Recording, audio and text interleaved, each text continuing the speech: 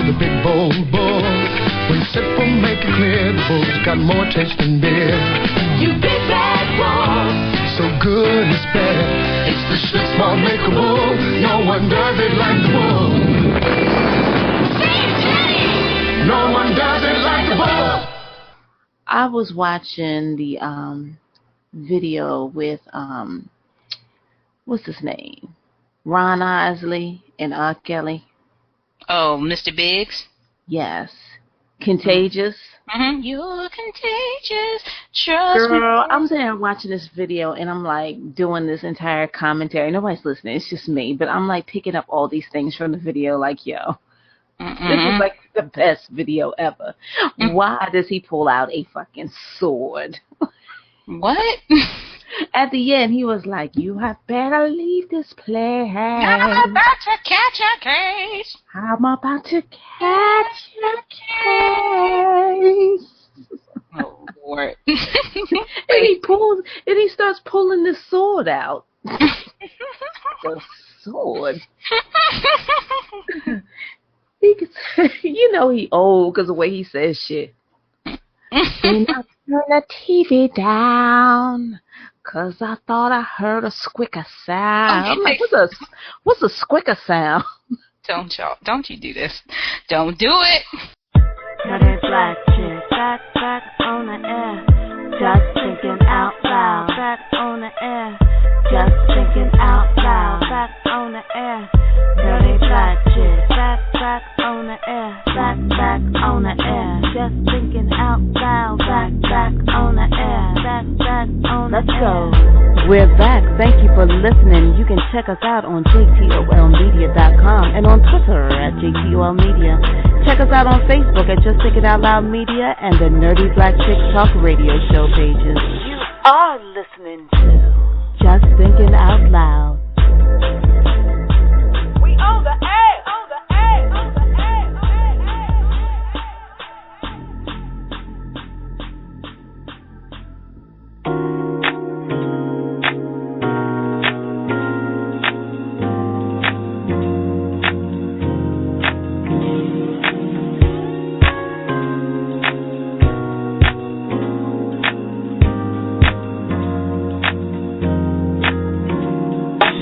You are listening to Just Thinking Out Loud, the podcast where the nerdy black chicks talk about news, politics, entertainment, current events, pop culture, and of course, what?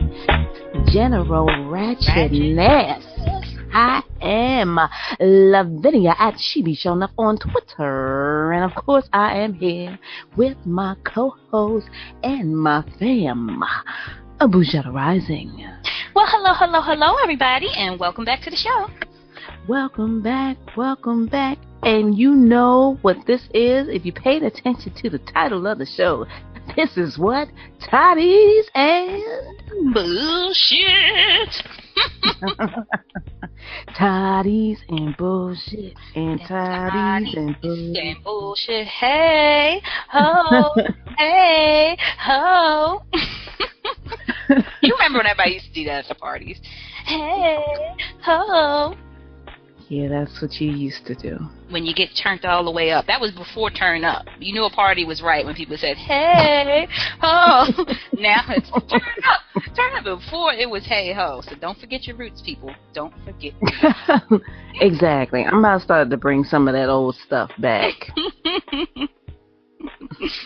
Since apparently there's some words that get people a little bit upset. Like, don't say hoes anymore. We going back to skeezers. Oh, shit, skeezers. Chilling with my posse. Posse? Is there an echo in here? What about Audi 5000? Remember that? I'm Audi 5000. Did y'all used to say that? I'm still Audi. Oh, really? I might not put the 5,000 on there occasionally, depending on the mood I'm in. Audi 5000. Peace. Every time I do this, I'm going back to peace. Peace out. Oh, God. Struggle cast in full effect. Mm-hmm. SheBe showing up. Bougetta Rising. Toddies on a Tuesday.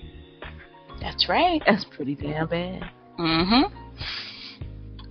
So, if you want to contact me on the social media, you can hit me up on Twitter, which, I'm not even going to do myself like that. At SheBe Show Nuff. That's SheBesshonUff on the Twitter. And, of course, Bougetta Rising can be found where? On Facebook at Bougetta Rising, and you can find me on Instagram as well. I'm at Bougetta Rising on Instagram, and if you follow me, I will follow you back. And, of course, just thinking this... It's going to be an interesting episode. Mm-hmm. You can follow Just Thinking Out Loud on Twitter at JTOL Media. We also have a Facebook page, Just Thinking Out Loud Media, where we just update with our pretty much our new show episodes or where you can find us. And also, you can hang out at what is the JTOL Water Cooler. That's the Nerdy Black Chicks Talk radio show page, and that's where we just post links to, questions, discussions, topics, links to articles, think pieces, whatever we feel like it's just something interesting to look at, read about, even cute stuff. You post some of the cutest videos.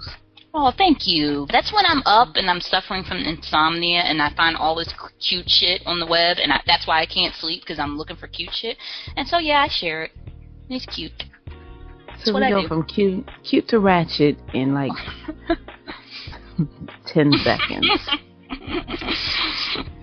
And if you want to think out loud, of course, you can shoot us an email at jtolmedia@gmail.com, or you can give us a call, leave a message, and if it ain't crazy, we might air it on one of our upcoming podcasts. And the number there is 515-999-JTOL. So holla at us. Let us know what's going on, what you got, what's going through that beautiful mind of yours. Yes. Mm-hmm. So we're just going to go ahead and dive into some of the stuff that's going on, some of this bullshit that's going on in the world today. And I think I want to start with your girl, Madonna. Oh, my God. Yes, let's start with her. Let's start at the bottom. Start at the bottom. Let's do it. Started from the bottom. Uh-huh. Now we're here. Hashtag motherlove is what she posted on an Instagram photo of her laying flat on her back with a foot in each of the laps of her adopted black children. Hashtag mother love. How I'm going to get through the day. She wrote, Mercy and David gave the best foot rubs. So I didn't know she had another black. When did she procure another black child? I don't know why they keep giving her black children. She must be tricking them or something. She goes over there with, you know how you go into another country with one set of shit in your bag and then you come out with all kinds of liquor smuggled back over? She must be going over there like disguising kids and then trading off and grabbing more kids. What the hell is wrong? She's got 2 more African kids. And I don't know. Yeah, I knew she had the one, which I've never seen in pictures. The little girl. What's her name? Well, no, the little boy was first. David was the little boy. And I say procure because, quite honestly, I really don't see her as somebody adopting children because that mother instinct. I mean, they're like designer bags or something to her, it seems. Well, you know, I'm talking about the first African child she had, the girl Zahara or something like that, and she was in the house. No, that was Angelina Jolie. Oh shit! I thought she my white celebrity. Wait, doesn't she have like 10 kids? Madonna has like 10 adopted kids and twins. Oh shit! No, that girl, your toddies been kicked in. No, you know what I'm thinking, because I posted on Nerdy Black Chicks. I'm like, where her other kids at? why she ain't having him rub her. Oh shit! That's Okay, not let's her. start from the beginning then. Madonna had given birth to Lords, who is little Lord, who's a big girl, 17, 18 now, I guess, something like that.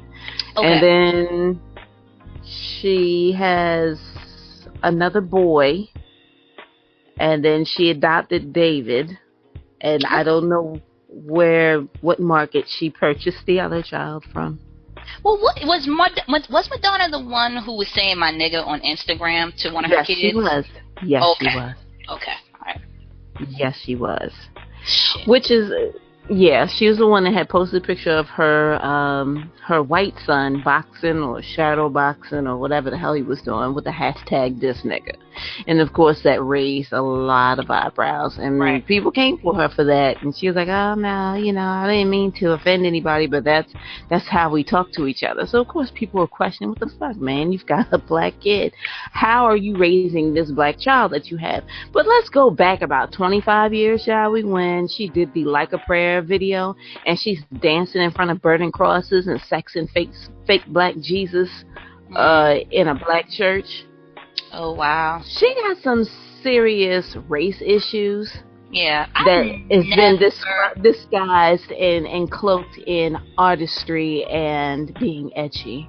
And, I've never liked Madonna. Never. Like, in the 90s, when people were like, Madonna, she's the girl, I've never liked her. She seems like, that type. Like, she's just very artsy and pretending to be artsy, but at the same time being very rude. And, she's, like, obnoxious. That's what I think of her. I don't think she's very talented. I think she does the edgy shit to cover up for the fact that she lacks talent. I've never liked her singing. I'm sorry I sound like a hater right now, but I've never liked Madonna. And so people kiss her ass, and she's the greatest that ever lived, and I'm like, oh, I don't see it. Other than rolling around and, like, trying to do anything to piss people off, what does she do good? So now she's adopted she's got 2 little black kids she's adopted. Wait a minute, before I get to that, she's 50 years old. She's still fucking splitting and showing her cooch everywhere. Like, come on, Madonna, be a little classy. And now this. I mean, when I saw that on Instagram, I was like, oh no. It just started my day off wrong. Yeah, I mean, she got them rubbing her feet. Where's this nigga? Why ain't he? That's why I said, so where this nigga at? Where Lord is at? Why she ain't rubbing her feet? I've never seen a picture of Lord rubbing her feet.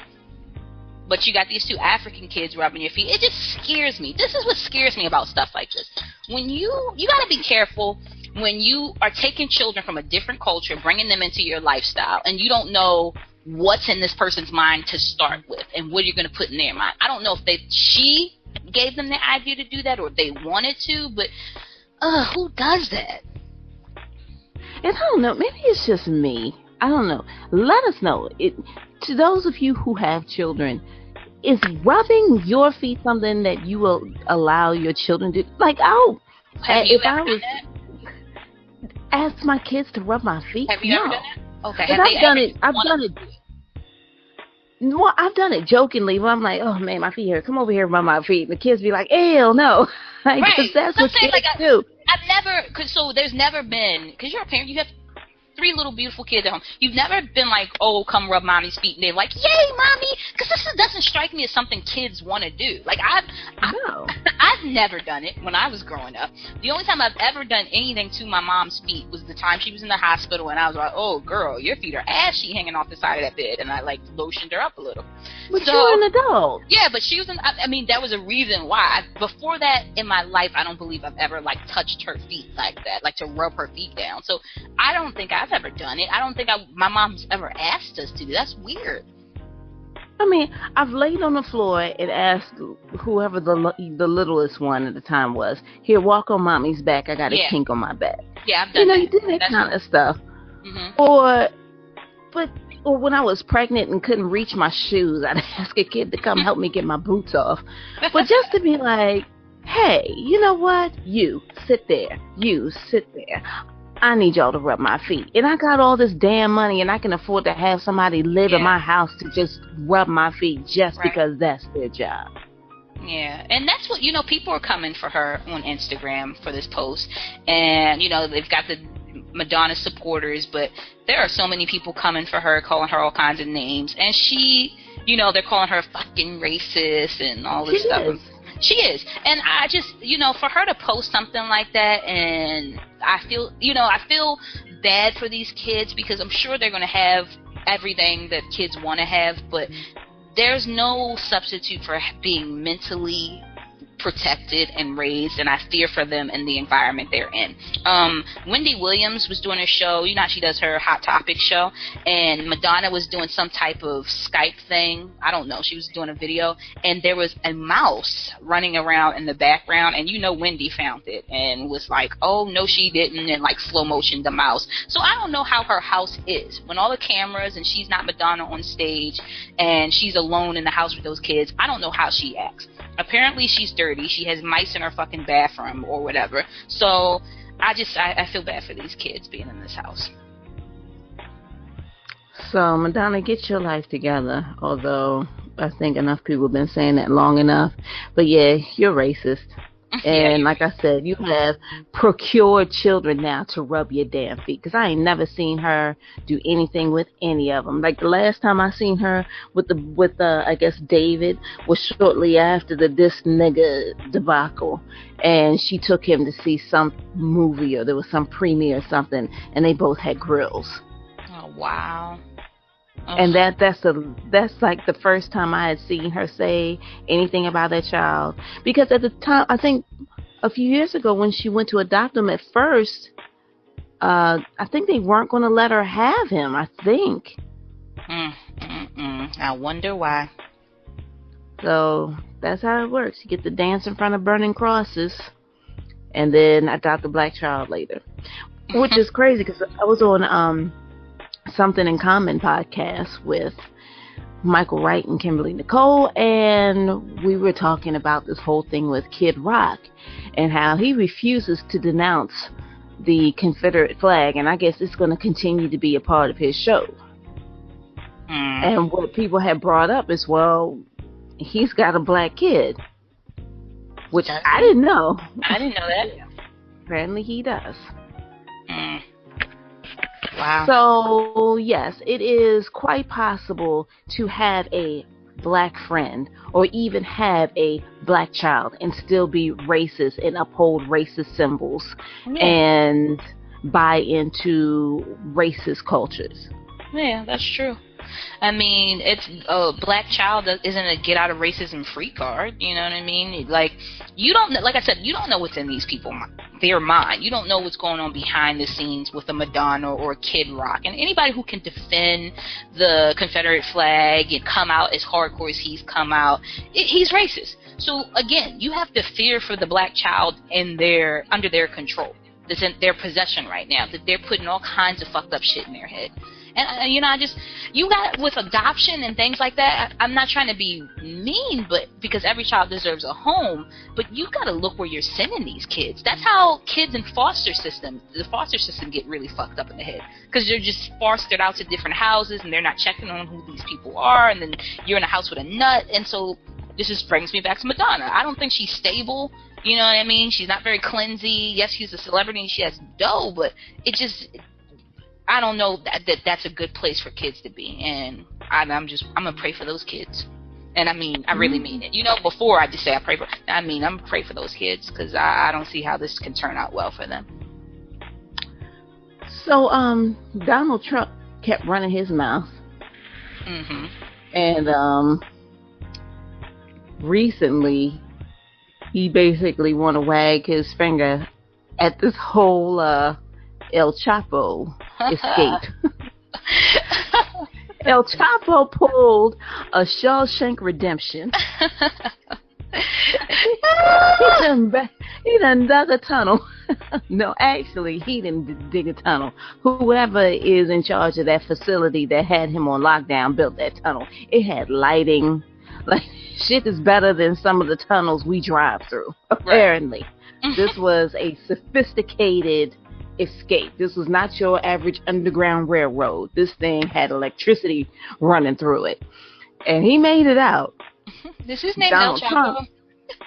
Well, it's Joaquin, quote, El Chapo Guzman. So wait a El minute. Chapo is that like I'm sorry, is there an alarm going on behind you? Yes. Isn't that awesome? It is. Oh, well, that's the club. Oh, okay. Ooh. Anyway. Okay, sorry. No. Joaquin El Chapo Guzman. Joaquin is his real name. And, he's a drug kingpin. Big guy with cartel. Made it out.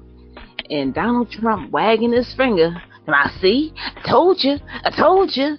And then he says, now could you imagine Hillary Clinton trying to talk to El Chapo, but Trump, on the other hand, would kick his ass?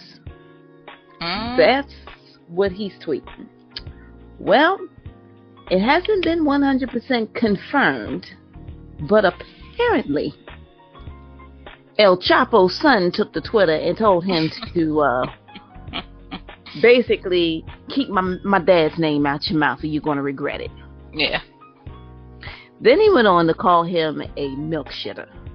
A milk shitter? Whoa. Yes, it's a homophobic slur, apparently. Yeah, and I thought about that. I was like, ew. Oh, yeah. I just got that. Oh, shit. Yeah. Whoa. Once you explain it's a homophobic slur, you get the mental picture. It's like, oh.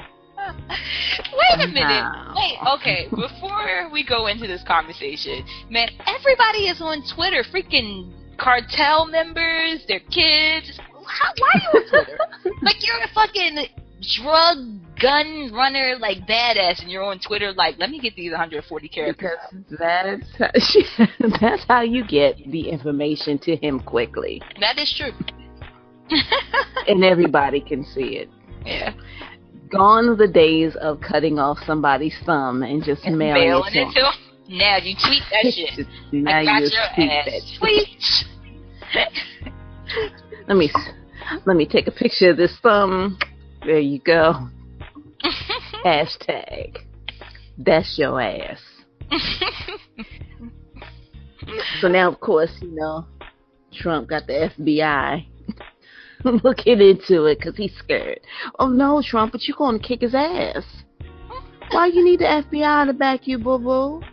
Why? You're the Donald. Remember, you can run things in Mexico. Run it. Yeah, why you scared, milk shitter? Why you scared? See, there you go. They should have never told me what that was. I have never heard of that. Is that a Mexican homophobic phrase? Because I've never heard it in this space. See, we learning stuff from across the border. Milk shitter. I failed Spanish, but I guess I got that part of my vocabulary. Well, I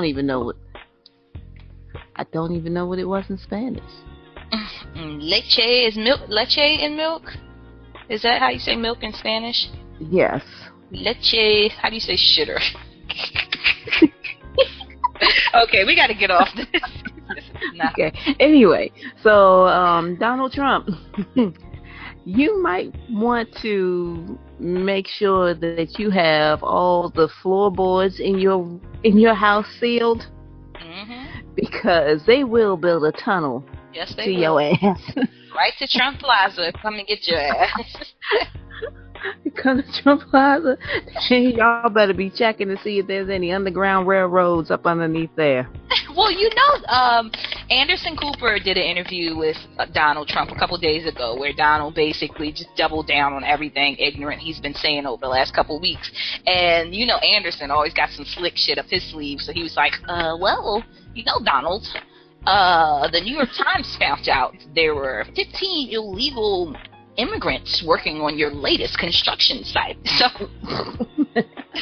Donald was like, I'm a big construction person. I have lots of money. I didn't hire these people. You don't know who's on your construction site. El Chapo might send some people.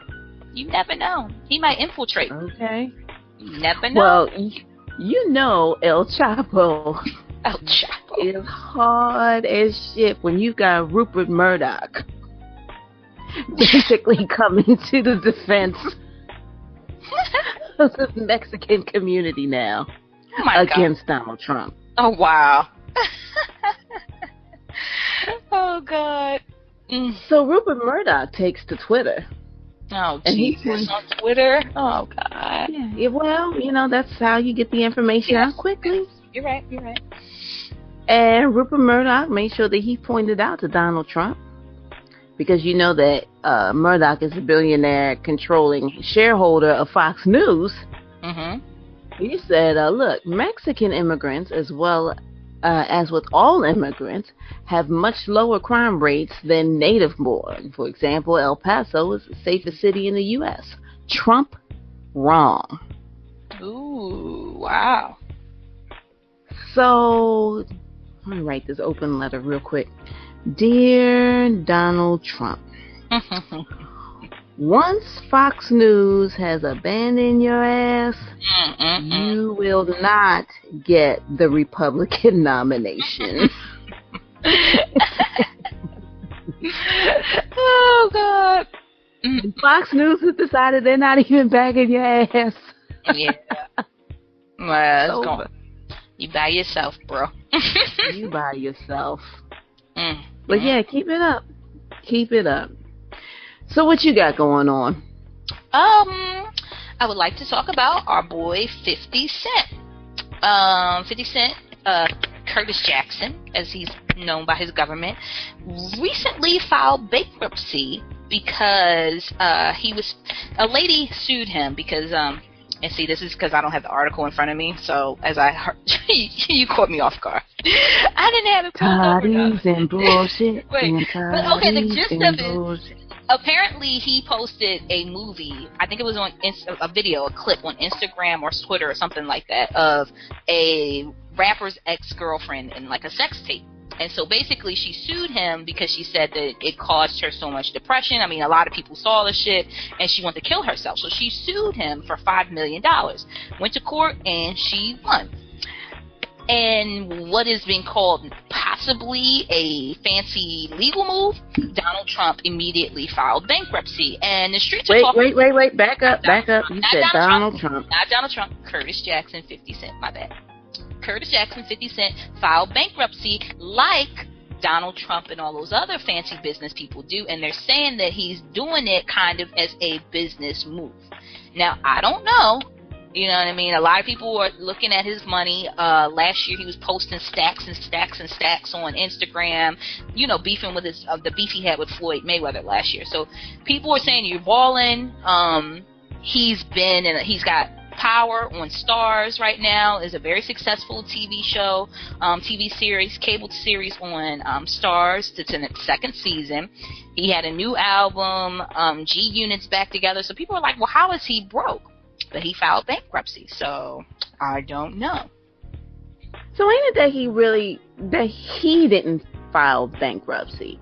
Whatever business or whichever entity that it is, he's filing bankruptcy on behalf of that. Like, he's good. Well, but whatever business it is, that's what's filing the bankruptcy. Well, I'm reading here and there, like, because this happened, I think yesterday or the day before yesterday, and people were speculating back and forth about his net worth went down, possibly he's been making poor decisions with his money, and then people were saying, no, he's not broke, this is, like you said, his business, that they're filing bankruptcy to avoid, I don't know. Does he have to pay this lady? Does he not have to pay this lady? I don't know. But he was on the Forbes richest rappers list, I think, last year. So for him to be filing bankruptcy is kind of like, what's going on? Yeah, I imagine that it is a business move. Just like when Donald Trump did it, how many times? 7, 8, 9, 40 times. Okay. 39, 11. Okay, so here I have it in front of me. The Chapter 11 bankruptcy filing comes days after the jury ruled that Jackson must pay $5 million to a woman suing over a sex tape that was posted without her permission, according to the Associated Press. The filing for personal bankruptcy protection permits Mr. Jackson to continue his involvement with various business interests and continue his work as an entertainer while he pursues an orderly reorganization of his financial affairs. Oh, so it's personal bankruptcy. Yeah. Okay. So maybe he is kind of broke. But he got, well, I haven't bought vitamin water in like 5 years. So. Do they still make the vitamin water? I haven't seen it anywhere.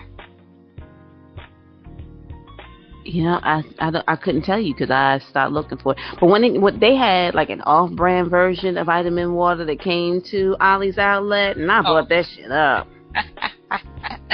You had the bootleg vitamin water. Vitamin H2O. Damn. Yeah, so okay. Whatever's going on with that, you know, I don't know. I think 50's fine. I'm sure he'll be okay.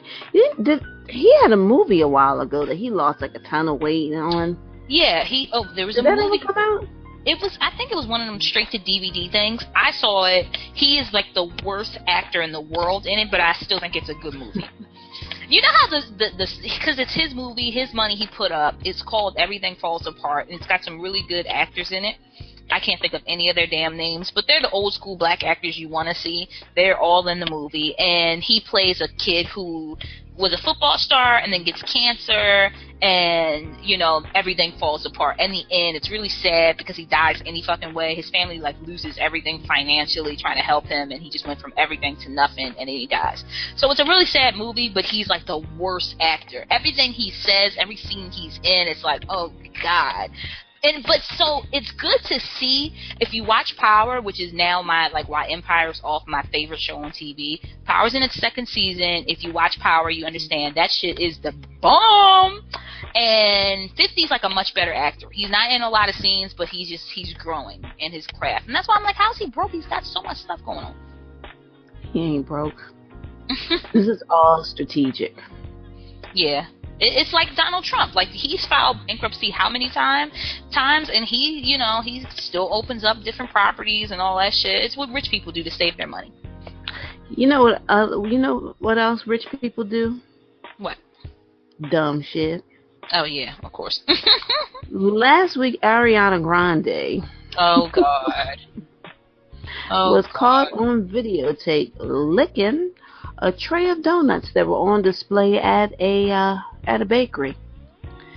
And then she had the nerve to get quite upset when more donuts were brought out. Like, what the fuck is it? So the video was released to the public where we could see her and I don't know if it's her new little boyfriend since her and Big Sean ain't together no more.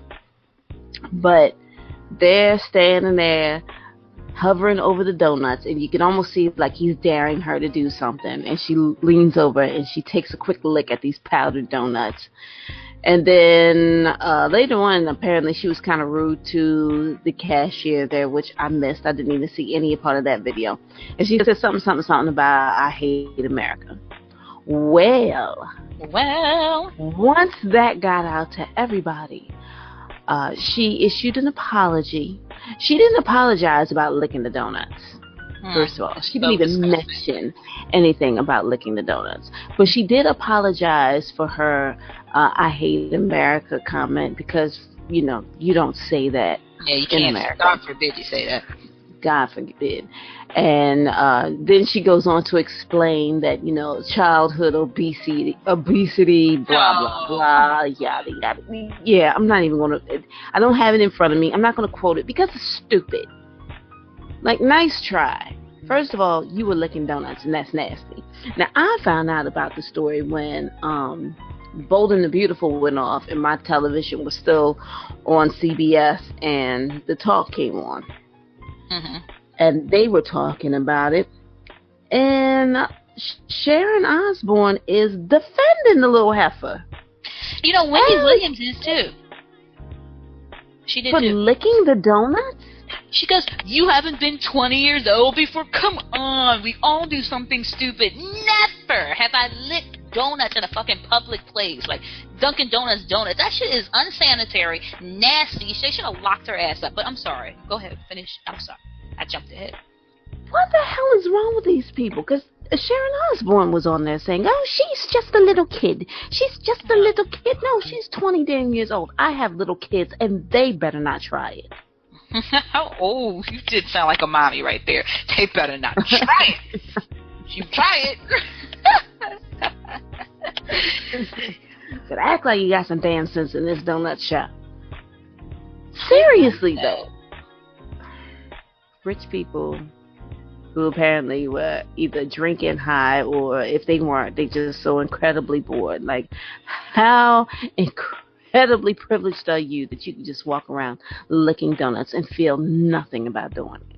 But you know what it is? It's also like just it's not. It goes beyond fun to like incredibly mean. And she, you know, I saw her apology. She did a little apology video, and she's sorry and her fans, and she doesn't want her little beauties and her, I guess, whatever grandes to, you know, I set a poor example. That's just incredibly mean. Can you imagine? That's like those nasty ass, you know, fast food workers that like jizz in your fucking hamburger and spit. Like, you have no way to defend yourself. You have no idea it's coming. Someone's put bodily fluids on your fucking food. So the person who came in and like ordered a fucking donut had no idea somebody spit on their shit just before they got it. Like, you have to be a really different kind of mean and nasty person to do that to somebody. Because I mean, even in my shittiest day of being mean and being an asshole, I would have never wanted to do something like that to somebody. Well, she claims that they bought the donuts, which I don't believe it. Yeah. She also claims to be vegan. Yeah. Licking donuts that were deep fried in, I don't know. You don't know what the hell they were deep fried in. Lard, maybe. That ain't vegan, honey. And how would you use licking the powder off of donuts as a way to bring attention to childhood obesity? Like, that was such a bullshit move that made absolutely no sense. What she should have just done was admit, you know what? I was wrong. I was an asshole. I was wrong as shit, and I had no business doing that. Now, one good thing came out of her licking the donuts. The owner of the donut shop, who went ahead and released this video to the public thinking this might give him some attention for his donut shop because, hey, Arianna Grande was in my donut shop licking donuts. He and his establishment is now under investigation because you're not supposed to have donuts just sitting out there ready for people to lick. Oh, wow. So he kind of screwed himself, actually. Oh, damn. But he does have a police investigation underway, so she could get in some trouble for licking the donuts. Well, she should get in trouble for licking it. She should get somebody to kick her in her ass real hard. You ever been kicked in your ass hard? Right in the tailbone? Right in the tailbone. That's what she just said. Her right in her ass. That'll show her. Don't do that shit anymore. Oh, God. Oh, wait, before we go on, I went on 50 Cent's his Instagram, and he's clowning the fucking bankruptcy thing. He's posted himself with a little smart car and in a parking garage. He's like leaning on it. He has a suit on, and the caption is, you know, those little nasty, those small little tiny smart cars, like the 2-seaters. He's standing little dumbass cuz. I hate those things. Well, he's leaning on it, and the caption is, "Times are hard out here, laughing my ass off." And he has he knows what he's doing. Yeah, he has hashtag effing vodka, and that's his new vodka drink, I guess he has coming out. So yeah, he knows what he's doing. Yeah, because real broke people are not Instagramming their misfortune with a hashtag. You don't have no pictures of the last 4 elbow macaroni noodles that you had in one box and a few strands of spaghetti and another mixed together talking about hashtag spaghetto. You don't do that when you're actually poor and hungry. Yeah, no hashtag unemployment office. That shit is horrible. It's a bad feeling. Alright, we see. We know what you're doing, 50 Cent. We know you ain't broke. You ain't no wankster. Okay, well, speaking of someone who was broke, my boy Wesley Snipes. He's got a new show coming out, guys. Nice little segue there. Wesley Snipes is the star in the NBC drama Endgame, and the show is about Snipes will play Johnson, an unflappable guy with a dry sense of humor. Highly intelligent, mysterious, and unreadable. He's a pit boss, I guess, over in Vegas. So, Endgame takes place in the high stakes world of Vegas, where former sniper turned security expert is drawn into a mysterious conspiracy to force him to complete a series of heroic challenges. Oh man, I didn't read this before. This sounds kind of sucky. So yeah, he's gonna, because I saw the sounds like somebody gonna stay broke. So, I saw the commercials, and is it me, or since Empire came out, is a lot of new black shows coming out next season. You've got a couple coming out on NBC, ABC, and so now you've got Wesley Snipes. You've got Fox has the Minority Report with Megan Good. She's coming out, and what's that comedian? There's a comedian. Damn, is it David Alan Grier? He's coming to in NBC also with a family drama. So I'm noticing, I think, like, TV producers now, whereas before you couldn't find a black person, they're like, oh, hell yeah, you see all the fucking ratings Empire's on? Let's pull out all the black people we can find and throw them on some shows and see what sticks. So Wesley has been pulled up from whatever bankruptcy or jail he was in, and they are putting him in this show called The Endgame. It's going to come out this fall. I hope it's good, because I like Wesley Snipes. I liked all the Blades. Blade was good. This ain't going to be Blade, though. But I liked Blade. He ain't going to be Nino. They should give Nino Brown his own show, but they killed him. Yeah, damn. That's true. Make him be like Nino Brown. Or Prequel. Yeah, they're right. Do a prequel. Yeah, like how Nino got his start. Like, he didn't want to be the asshole gangster, but he had to. You know, his father died. Who knows? That would be awesome. Like, there should be prequels to everything. Like, I want to know what happened between Lawrence Fishburne and Angela Bassett. Like, what was their relationship like before Cuba Gooding Jr. came along in Boys in the Hood? Like, maybe they started out living in the suburbs, and Lawrence at that time, he was Larry. He was Larry Fishburne. Larry Fishburne, you're when right. he was doing John Singleton movies, he was Larry. Yeah, I want to know what happened between Angela Bassett and Larry. That they ended up in the hood and raising boys in the hood. Yeah. Oh boy. So, Did we talk about Andy Cohen yet? I was actually about to get to that, because we're going to have to kind of start from the beginning, which would start with Amandla Stendberg. Stendberg. Yeah, Amandla Stendberg. Amandla Stendberg. She was from Hunger Games, a movie which I still have not seen. I haven't either, but I want to. And let's watch it together. Yeah, let's watch movie night. All right, sounds good. So anyway, there was a hashtag, White Girls Do It Better, that started. I don't know. Well, apparently this is an old thing. White Girls Do It Better was an old hashtag that goes back to, like, was it White Girl Wednesday or something, that is linked with pictures of white girls twerking or white girls selfie, or like the oh so rare reverence of white women, because you know that never happens. Right. And black folks got a hold of that hashtag and wore that shit out. Like, it is nothing but ashes. It is nothing like its former self. Once Black Twitter got a hold of it, that was it. And there were all kinds of attacks on white girls. I mean, starting with your more serious, like denying that racism exists, and then screaming reverse racism. Yeah, white girls doing better.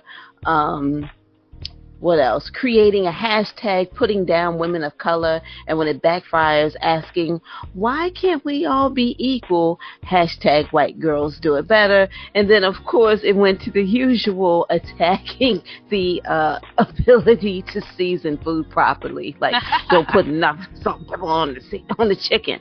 White girls do it better. Oh, God, I love Black Twitter. Yeah, it's a fun place. It can be a fun place unless you're getting dragged through it. Yeah. In which case, it's just better to stand on the sidelines. So anyway, now as I think we talked about it before, a few months ago, Amandla had posted a video which was part of a project that she had at school, and she asked the question, what if America loved black people as much as they love black culture? And the video was about the appropriation of black culture, focusing primarily on black hair. Well, Kylie Jenner posted a picture of herself in cornrows. Now, were they real cornrows, or was it a cornrow wig? I don't know. I thought there's a cornrow wig? What the hell? Girl, these white people, man. Listen to something in common that I was recently on. Kimberly Nicole brought it up, and I was like, it was a wig? Wait, what? And we said the same, oh shit, it's a cornrow wig? What? I guess so. I mean, I've seen braided wigs, so. Okay, well, I learned something new. I guess everybody can do it. Okay. Shoot. Mm-hmm. So anyway, so Kylie Jenner posted a picture of herself with her cornrows talking about, I woke up like this. And in response, and her computer is just all over the place. Every time I find the quote, my computer jumps to someplace else. Basically, she was saying that, she called Kylie Jenner out for appropriating black culture by rocking the cornrows and not using her celebrity and her position of power to help the people that originate the look that she quote unquote woke up like. Yeah.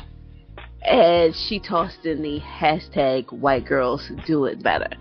And some people were upset about it. The rest of us, we you know what? Big ups Amandla Stendberg for standing up. She ain't playing with y'all in your appropriation games. What did she say anything about your girl, your friend? Who's my friend? Huh? Who? Rachel Dolezal, the Trans Jam. Oh, I don't know. That's your girl. That's your girl. I don't know. Did she? I hadn't heard anything, but man, I really wish she did. Now that I see that she's coming for folks. Yeah. Kylie Jenner's only response to that was, and I wish I had the direct quote because go hang out with paraphrased the hell out of it. She's an asshole. Yeah, hate me if I do, hate me if I don't. Go hang out with Jaden or something. I was like, wait a second. Didn't you take that boy to your sister's wedding? And so now you're messing with a pedophile? Right. Jeez. She calls you out like in the worst way, and the only thing you can say is, hate me if I do, hate me if I don't. Bitch, if you didn't, nobody would say anything. Right. But okay. So Andy Cohen decided that Amandla really shouldn't have said anything, and that she may have been wrong for what she said.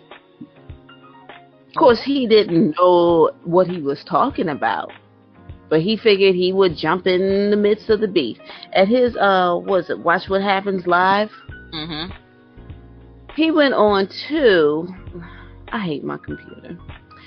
If you would like to make a donation to Just Thinking Out Loud Media so that I can get a computer that's not ready to die, yes, please go to JTOL Media, and I'm pretty sure there's a donate button there. Do we have to do a feed the podcast? We do. We definitely need to. I believe the podcast the future. They will and let them lead the way. Oh God. Okay, hold on. I'm gonna have to do a whole lot of you know what? I might not edit shit. I don't care. Toddies and bullshit. Who was it? Was it some more? They said if you want a man to buy you a new refrigerator, give him a warm glass of Kool-Aid. And it works every time. You damn. So if we give you a jacked up podcast, maybe they will buy us some new equipment. Shit. It don't make sense for me to tell you how bad it is and to do everything I can to polish it up as much as possible. So when you hear it, you're like, I don't know what you're talking about. No, you're going to hear how bad it is. I have been scrolling for the past 20 minutes trying to find this quote. And I still haven't gotten to it. Oh, damn. Click, click, click. It's not moving. It's hot in here. Oh, Lord, click. That's that toddy. That's that toddy. Click. Oh, okay. So, he said, today's jackhole goes to the Instagram feud between Kylie Jenner and Hunger Games star Jaden's prom date, Amandla Stendberg, who criticized Kylie for her cornrows, calling it cultural appropriation. White girls in cornrows, is it okay or nay? Nobody said white girls can't wear cornrows. Clearly, you did not read what she said in its entirety. Right. Which makes you the jackhole of the day. I'm even tossing a bonus dumbass for you, too. Jackhole and dumbass of the day. You know what? Andy Cohen, he hasn't, and so I'm jumping ahead a little bit, but he apologized. But this is why.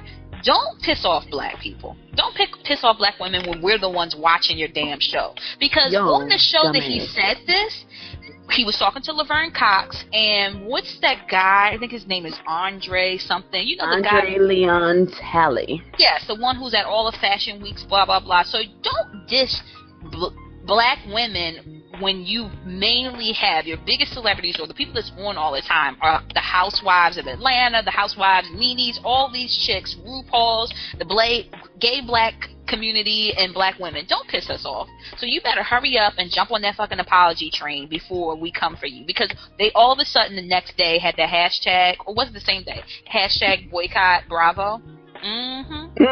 Black women don't play. We the ones watching your shit. So don't come for our little kids. She's a 16-year-old girl who is famous for her talent. Unlike Kylie, who is famous for being from a family of fucking...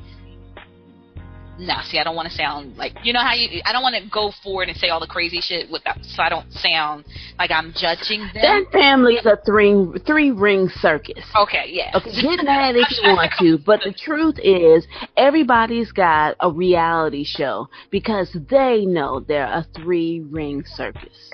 But they have no talent. Like, nobody, other than the sex tape, nobody's come out with anything where they have to display any other talent other than spreading their legs and showing their ass.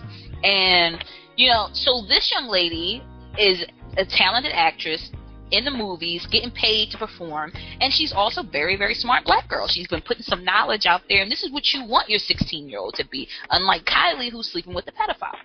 So if she comes and she says something, Andy should have took a second to listen before he began to diss, and he dissed and got checked quick. Well, he issued an apology. I want to apologize to Amandla, he tweeted today. Here we go to the Twitter. I didn't understand the larger context of this cultural discussion and truly meant no disrespect to her or anyone else. Cohen then retweeted a post from Cox detailing her take on the situation post WWHL as well. When in answer to Andy Cohen's question on Watch What Happens Live on July 12th, white girls and cornrows, yay or nay, I said what I said in an attempt to not get involved in what I understood at the time to be an Instagram feud between someone with whom I was not familiar and Kylie Jenner on the topic of cultural appropriation, Cox wrote today. I've never been interested in getting involved in any celebrity feuds. So he threw something out there out of context without even discussing the whole point of cultural appropriation. Not saying that you can't rock a style. And I think people really need to stop for a minute and understand the difference between the two, because I went on Facebook and there are real tears being cried for Kylie Jenner right now because we should be able to wear cornrows. Okay, come on guys, who are you to say we can't wear cornrows? Nobody is saying that you wearing cornrows is cultural appropriation. What people are saying is that when you do these things and you take parts of other people's culture without lending proper credit to that culture, and then if you are on a platform where you can do things to help those from whom you pulled that culture, that is where appropriation comes into play. We can share and pull and blend our ideas and concepts. We do it all the time. That's what happens when you live in a multicultural world. But when you do it in a way that takes from people rather than, share and give credit and understand what those people, whatever that other cultural is, whether it be from black people, Latinos, Asians, when you take from them and make it your own, that is when it's appropriation. I actually saw a thread where white people were literally saying that cornrows wasn't a thing until Bo Derek rocked. Yeah, like when you're stealing somebody else's culture and then claiming it as your own is when the problem comes in. And she was saying, when black causes situations happen in the black community, you never see these people who take from our culture out defending people. You never see them on the hashtag Black Lives Matter movement. You never see them any other time, but when they want to rock cornrows and then they want to say that this is their thing, it's like you take from us, but you don't give back anything. So this little girl who's very conscious and wise beyond her years is pointing the shit out. And kudos to her. This is what you want all young black ladies to be like, speaking your mind, whether it's popular or not, whether you're going to be checked by somebody like Andy Cohen, speaking your mind and coming for people when something is wrong.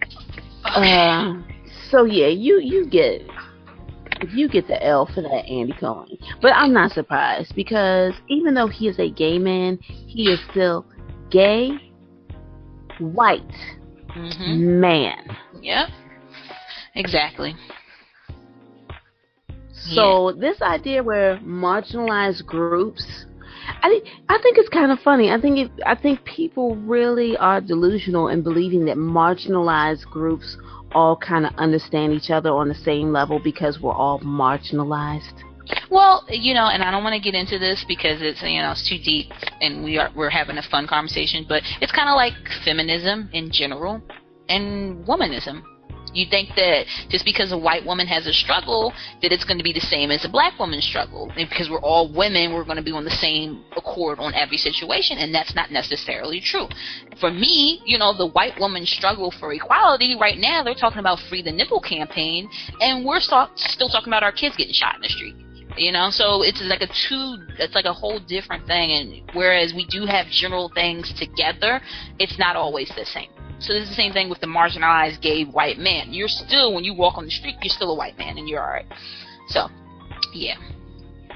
Yeah, so Andy Cohen, this surprised me not at all. And like you said, he's making all of this money off of black people being in front of the camera and sitting at home watching this shit. And he clearly does not give a damn about the struggle of the people off of whom he's making a ton of money. Yeah, I mean, I don't know if that apology, he gave that apology because he was made to do it or, what. But yeah, he knew quickly to apologize because don't bite the hand that feeds you. You know, maybe we should don't boycott Bravo go on for a couple of days because seriously, maybe he needs to be taught a lesson. Yeah, well, fuck you, Andy Cohen. You ain't shit. Now, where do you go from there? 2 more things, and I think we're done. And I think I want to give you the floor to express your feelings on the new Freddie Gray Youth Center in Baltimore City. Dun, dun, dun. Now, okay, so right now, I'm going to let you know right now, like, if you are a staunch Freddie Gray supporter, and I mean, like, to the point where you can't see it, that you consider him a martyr, you might want to fast forward it. Because he ain't no damn martyr in this conversation. Yeah, and people are actually calling him a martyr, which is scary. So, a couple days ago, I don't know the exact date, but Jamal Showtime Bryant dedicated youth community center to the recently passed away Freddie Gray, who died as a result of an injury he sustained in the back of a police transport vehicle in April of this year. There were lots of riots and protests. The Baltimore uprising was all over the news, and we had CNN and lots of cameras and lots of attention. And right or wrong, this thing is going to court. A court date has been set in October for the 6 officers who were charged in his death. Since the riots, you guys listen to our other shows, a bunch of shit has been burnt down. I can tell you that none of the shit has been rebuilt. The CVS's are gone as of right now, and people are living in like deserts because nothing's been fixed, but businesses are applying for loans. Another update on Baltimore, the crime is skyrocketing right now. We're a city of 600,000, so compared to other cities, you got to put it in context. We're a city of 600,000. Most of the crime is happening in our inner city areas, and we're up to. Last year we were like at 2-something for homicides. Right now, this is July, and we're at 160, and we're rolling. So things have gotten really bad since then. But like I said, Jamal Showtime Bryant dedicated the youth center to the fallen Freddie Gray. And I thought that was the most disturbing thing I've ever seen, because while I get that, his death caused an uprising in people, and people were marching and talking, Black Lives Matter campaign came in and everything, this wasn't that situation. And I've said it from the first time we talked about this situation. This wasn't an issue of the police beating this guy's ass. They shot him in the back when he was running away. The ME says that he died as a catastrophic injury that he received in the wagon, a singular injury. So he died because he wasn't seatbelted properly and cracked his neck in the back of the wagon. Not the same as the shooting in South Carolina. Not the same. People were treating it the same. And in Baltimore City, these people who are trying to make a name for themselves and hold on to the Freddie Gray spotlight as long as they can are trying to do everything they can to attach their name. Politicians are making themselves or breaking themselves on Freddie Gray. And Showtime Bryant has named this community center after Freddie Gray. The problem with this is Freddie Gray's criminal record is public record now, and up until his death, he was a drug dealer. And, a lot of discussion, people don't want to speak ill of the dead, and I get that. But my biggest concern when I heard this was when kids of the future go into the Freddie Gray Center and maybe want to Google who Freddie Gray is, kind of like if you went to the Martin Luther King Center, you could Google and look up who Martin Luther King is, or the Malcolm X community room, you would know who Malcolm X is. You could look it up. If you Google Freddie Gray, his previous 18 arrests are going to pop up, and they're all for distribution of drugs and narcotics, possession of narcotics, burglary, and narcotics distribution. So he was a lifelong drug dealer. His arrest record started in, I think, 2007, and that's public knowledge. From 2007 to 2015, he has 18 arrests that are all involving drugs. So I get that he died in police custody, but this man was a drug dealer. And there is no way, shape, or form that sets a positive example for the kids that are going into that community, which pisses me off even more because it's actually where I grew up. My apartment complex where I grew up is exactly across the street from the new Freddie Gray Center, and it sends a sick example. So Baltimore's been in an uproar for the last couple days. People have been going back and forth saying some pretty ugly things. Some people compared Freddie Gray to they said Freddie Gray is the Rodney King of Baltimore. Okay. People have said if you don't like the Freddie Gray Center, you're cooning. You're a cooning ass nigga if you don't like it. There's people who said that the government deals drugs and steals every day to feed their family and pockets. Why the fuck can't we? These are real. I'm reading real quotes from. There's a group, Baltimore Crime and Justice, where people from Baltimore get to vent and talk about crimes. I mean, there's some people on there that say clear. I'm not saying tear it down, but this was a drug dealer. This is a youth center. We gotta think about it. But overall, people are going on some fuck you, kill yourself, rest in peace, Freddie Gray. And I'm just like.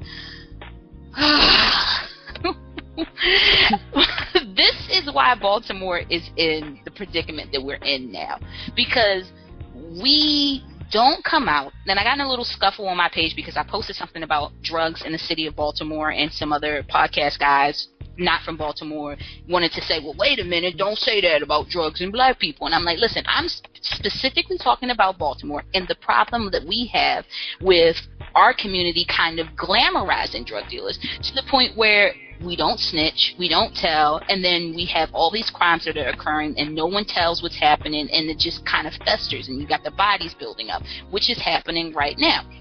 And so for me, the insult to injury is naming a center after a drug dealer, regardless of the fact that he died in police custody or not. That's all he's ever done. And that has not given to the community in any way, shape, or form. So I think it's an insult to people in Baltimore who go to work every day, who don't sell drugs, and who want to, try to raise a good family, because there's plenty of people like that. What example does it set? So I'm very pissed off, and I don't like it, and I still don't get it, and I don't understand. I gotta say, I agree with you. I think it's a crazy move. Freddie Gray at this point has now become a symbol.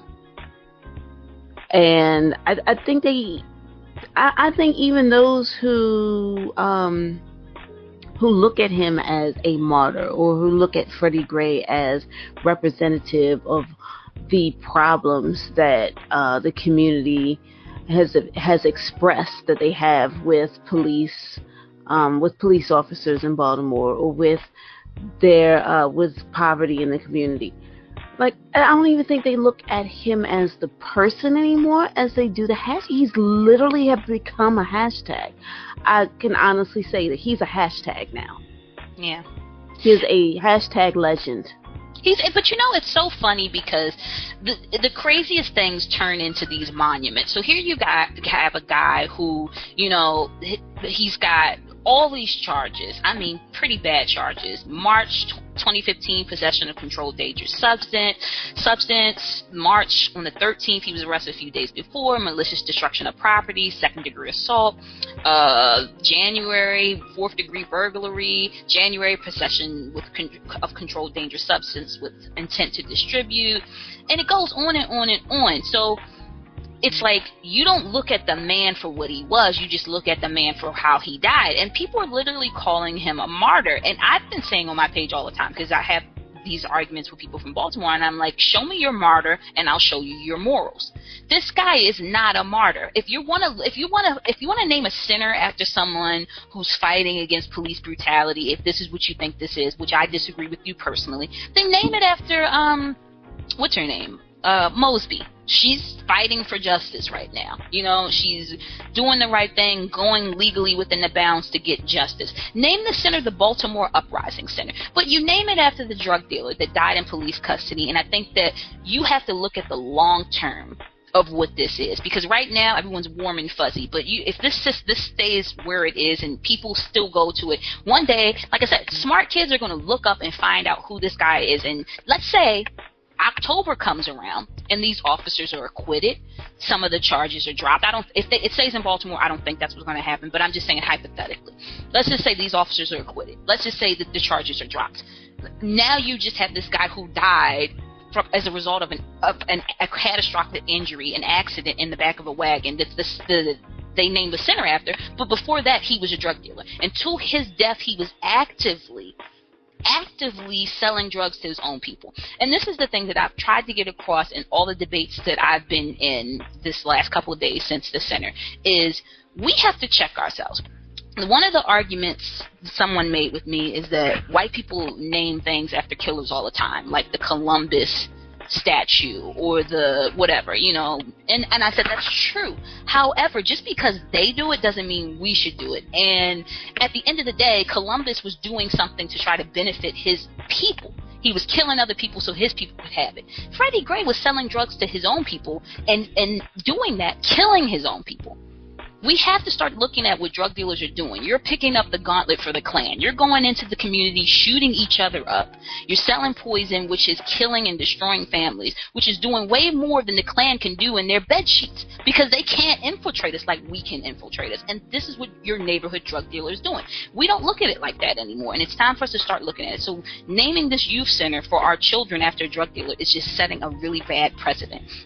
And I was like, on the thread, I was like, damn, we might as well just come up with like the Nino Brown Center of New York. If we're going to be starting to name shit after drug dealers, like, this is really like pathetic for us to do this as a city. So Baltimore is still in a bad way. This center to me is like just a sign of how bad we're falling, and I just hope that at some point the free fall stops and we get better.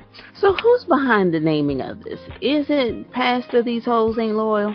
Yeah, it's Pastor These Hoes Ain't Loyal. This is his claim to fame, and you should have saw him. He had like an Easter green suit on, a red bow tie, looking like Bojangles, dancing around. It's just like, this is all for publicity. This is all for TV, and you want to ride this Freddie Gray thing as far as you can ride it, and it's just, I mean, be careful of these slick talking preachers, because really everybody who say they're about God in the pulpit, you really couldn't been thinking about the kids doing that.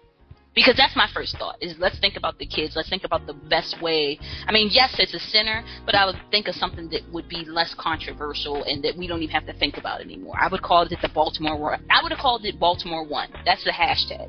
It was One Baltimore, Baltimore 1. I would have named it the One Baltimore Center. Yeah, name it after the community. There are plenty of community organizers who are out there who are honestly day-to-day trying to make a difference.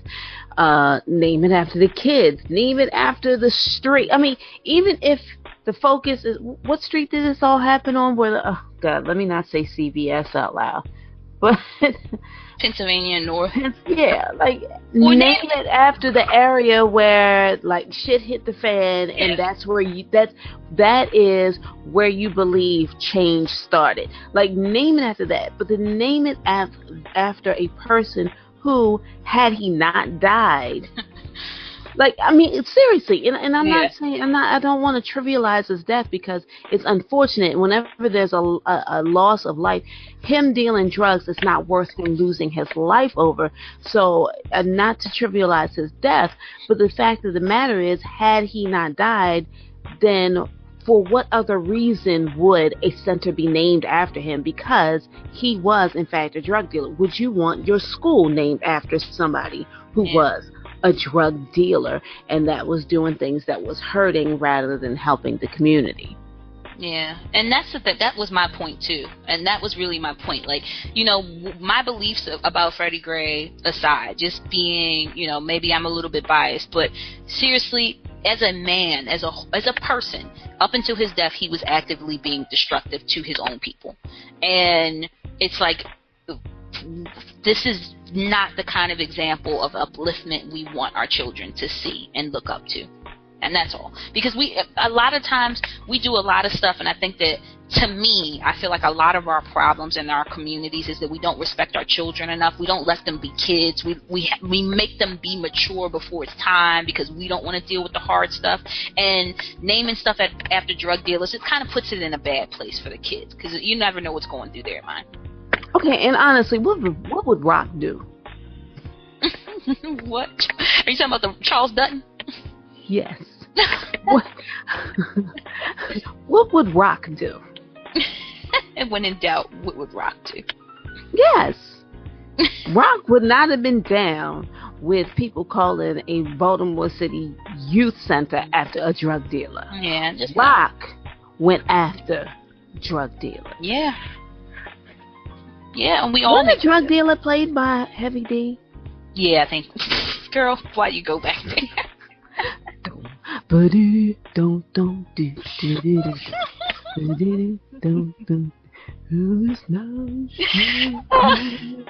And it's not shall lose. For the Bible said it's still good news. Wow. That was your my mama show. may have, ooh, your papa may have, but God bless a child that's got his own. Shout yes in this time. Oh, wow. Shout shout yes. Come on. Oh. I gotta watch it. Oh, I gotta God. watch this episode. What would Roc do from now on? I used to be in love with Ella Joyce. I don't know why, but I wanted to be her. I was in love with her for some reason. I wanted to be her. She was an awesome actress. I love that show. Yeah. That's when that was in the era where are we trying to get back to that with the dawn of new black shows now? Are we getting back to the 90s where you had In Living Color and Roc and True Colors and what else was out? Was 227 still out there and A Different World? Dare I say The Cosby Show? Yeah, Dare I say it? That's a whole nother show. We don't even have time for that. Like I said before, I watch it and will lose no sleep. There you go. Finally, a new hashtag broke out on Twitter today. And it was hashtag growing up black. Don't know who started, don't know how it started, but let me tell you, it was a march down memory lane. Where you basically got black folks on Twitter talking about shit that they remember growing up, and all you can scroll through and say, I know that's right. Me too. I contributed my little growing up black. And I posted a picture of a loaf of Wonder Bread that said, can't have dinner without it. I remember my mom would always tell us, you can't have no dinner without a piece of bread. And it wasn't even dinner rolls. It was always just a slice of bread. Don't matter what it was we were having for dinner. Yeah, that's true. Yeah, fried chicken, mashed potatoes, green beans, and a slice of bread. Oh, my goodness. It wasn't toast. It was bread. And if you put a little bit of butter on it, oh, my God. Yes. Yes. I said rolls were reserved for holidays, Sundays, and repasses. Like, Uncle Buck died? Whoop. We gonna get some rolls, ain't we? Oh, God. Somebody posted on there, hashtag growing up black, when it's storming outside and your grandmother makes you turn off everything and sit in the dark. I can't tell you how many times I sat on this couch in this living room. Yeah, that's true. And couldn't even move. You better read a book. Like, how can I read a book? You done unplug the lights. You had to unplug the phone. You had to turn off all the lights. Like, you had to literally sit in the dark. But the only thing that didn't get unplugged was the refrigerator. Right. Because you can't unplug the refrigerator. Because then the food will go bad. But I'm like, but that thing sucks out most of the electricity. If we ain't scared of that blowing up, then why can't I have a lamp on? Why can't we turn on the TV? Don't question black grandmas. They know what they were talking about. Stay away from that window for lightning strike you. You know what's funny, though? Subconsciously, you find yourself doing that. When I hear thunder and I see the lightning outside, even though I don't go total blackness, I quickly try to turn off the light switches and TV or whatever in different rooms I'm not in. Like, that's going to help something. But it's just habit. It's habit. It'd be like, I was about to hop in the shower, but now I got to wait till the lightning pass over. Yeah. Gotta wait till the storm's over before you get in that tub. Don't sit too close together. Mm-hmm. Bodies draw electricity. Oh God. My other one I posted a picture of remember puffed rice? No, what the Just a plain ass bag of puffed rice. Puffed rice. Yes, that's it. And I remember a long time ago when I was little, I'd be wanting some honey smacks. And my mom would be like, get that puffed rice. Oh, and you're I'm talking like, about yeah. okay. Like, but I want puffed rice. They put sugar on it. It's the same thing. It's like, no, it's really not. Not the same. Oh God. This puffed rice is on sale. Go get the bag of puffed rice. But I don't want puffed rice. The worst cereal in the world is the bag cereal. Oh God. And now that I'm an adult. Now don't tell me you put the kids through the bag cereal. Get It's that bag. different now. Malto meal is different now. It is not like what we grew up on. Like, the off-brand Cocoa Pebbles really does taste like Cocoa Pebbles. I have yet, however, to experience an off-brand Cocoa Krispies. No, I haven't. Cocoa Krispies seems to be like the only one of its kind out there ever. But everything else, if it's a flat, chocolatey flake, it's more than likely Cocoa Pebbles of some kind. Oh God. You go to the store and get that Yukon Gold. You know which one Yukon Gold is, right? No, what's the Yukon Gold? Corn Pops. No. Oh yeah, you're right. Because they look like little gold nuggets. Yeah. I don't know. I don't remember all the stuff. I don't remember. You know what? I don't remember cereals as much. I don't remember a lot of shit. I have a horrible memory. I don't remember. Do you remember Gremlin cereal? No. I know it existed, but I don't remember it. Gremlins, bite off your bite for the tasty way to satisfy a gremlin appetite. You don't remember? No. My God. Are you really that much younger than me, or is your memory just that bad? My memory is pretty bad. You've got my mother's memory. If it happens, like it didn't happen just now, I have no recollection whatsoever. Yeah, you sound like my mother. Because I'll say something to her, and I'm like, Ma, you remember? Like, I wonder if half my memories really are real, because, like, she's not there to confirm any of it, because she don't remember shit. So now I'm questioning myself, like, damn, did that happen? Like, Mom, you remember when we went to Hershey Park and you almost smashed me? No, I don't remember that. You sure? Or maybe I dreamed about it. Like, half my life is a questionable memory now. Right. It might have happened. I need multiple people to confirm it. Oh God. Because my mother had me thinking I'm crazy. I told my mother. There was another hashtag, growing up Mexican. Oh wow, I'm sure that was awesome. Well, you know, and it's funny. It's like if you read some of the things that they said, it's very similar to growing up black, except for, you know, of course, the cultural difference. Mm-hmm. They were like, when your mother denied ever beating you with something. I don't know what it was. Some sort of Mexican word for something. I guess that they used to get their ass whooped. I guess it was the equivalent to a Hot Wheel track. Oh, damn. Hashtag growing up Mexican. Oh, Lord. Like, is there something your parents are just good at denying shit they used to do to you? Man. Like, I got a scar between my eyes right now. Ooh. To this day, that my mother is like, I didn't do that. And like, Ma, I remember I had chicken pox and I had a big old scab. The thing was huge right between my eyes from one of the chicken pox that dried up. And it was taking everything for me not to hit it, not to do anything to knock it off my face. And then I clearly remember her saying to me, come here, baby, come here. And I'm like, what, Mommy, what? And just and she scratches straight off my face. And I got this huge scar there between my eyes. And I'm like, Ma, you did this to me. She's like, I ain't never did. No, I don't believe that. I never did that. I'm like, Ma, look at me. You scarred me for life. Oh, God.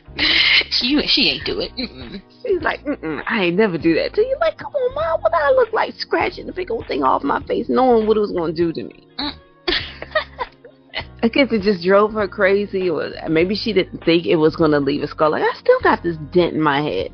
Oh, God. Everybody, do you have a dent in your forehead somewhere from running into a coffee table? I don't, but you know what? You're not a tailor. No, but the other day, my sister, Tanisha, posted the picture of all of us sitting on the front on the steps at your house, and I have a huge dent in the middle of my head.